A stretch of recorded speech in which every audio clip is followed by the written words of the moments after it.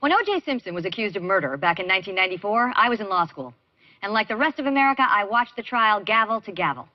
Well, the smash success of the FX miniseries, The People vs. O.J. Simpson, American Crime Story, has proven once again that everyone still likes to talk about the trial of the century. Well, almost everyone. For nearly 20 years, Robert Shapiro, O.J. Simpson's first defense attorney, has remained silent. Until now.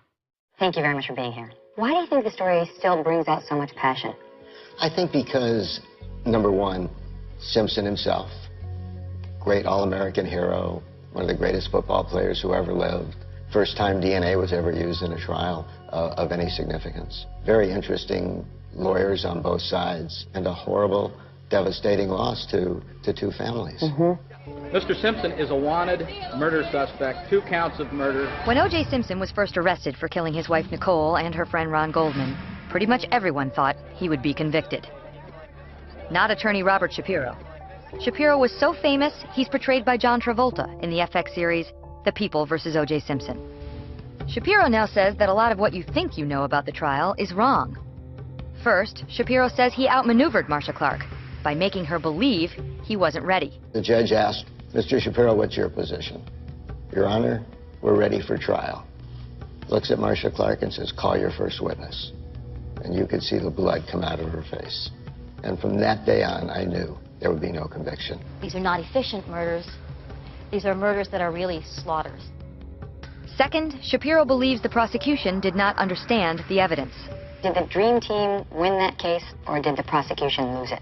I think it's a combination of both. The prosecution wedded themselves to one knife, one killer theory.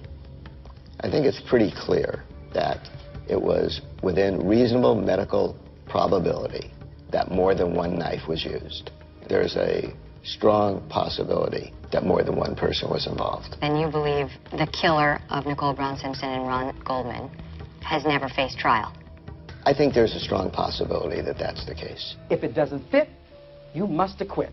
And finally, Shapiro had a plan for that bloody glove. I tried the glove on. It was a little bit wide in my palm and a little bit long in my fingers. O.J. Simpson has enormous hands, and I knew that that glove would not fit him. Really? Wouldn't even be close. Did you feel in that moment when you put your hand in the glove that you were trying on the glove of the person who murdered these 2 people? As you say it now, it is chilling. But I was looking for one thing and one thing only, the size of that glove. So when O.J. Simpson was asked to try on that glove in that courtroom, did you realize it was a critical mistake by the prosecution? Here's what I told O.J. Simpson. I want you to walk as close to the jury as you can. Hold up your hand like you're holding the Olympic torch and pull and tug on that glove, because it will not fit. And clearly it didn't. We, the jury, in the above entitled action, find the defendant, Orenthal James Simpson, not guilty of the crime of murder. Moments after the verdict, O.J. Simpson leaned over and whispered something in your ear. What did he say? You had told me this would be the result from the beginning. You were right. How did you feel when you saw O.J. laughing and posing for pictures shortly after the verdict? I thought it was inappropriate. 2 people were dead, and there should still be some respect, certainly for your ex-wife. Now, when he was arrested for armed robbery and kidnapping years later, did he call you? No. Why not? Do you know? Up to him. I wouldn't have taken the case in any event. Why? He still owed me money from the first one. Really? After the verdict, Shapiro went on to create the popular website LegalZoom. Fast food-like legal advice. Quick and affordable. We put the law on your side. But in 2005, Shapiro's life went into a tailspin when his 24-year-old son, Brent, died from a drug overdose. When you went to the hospital that morning, did they let you see him?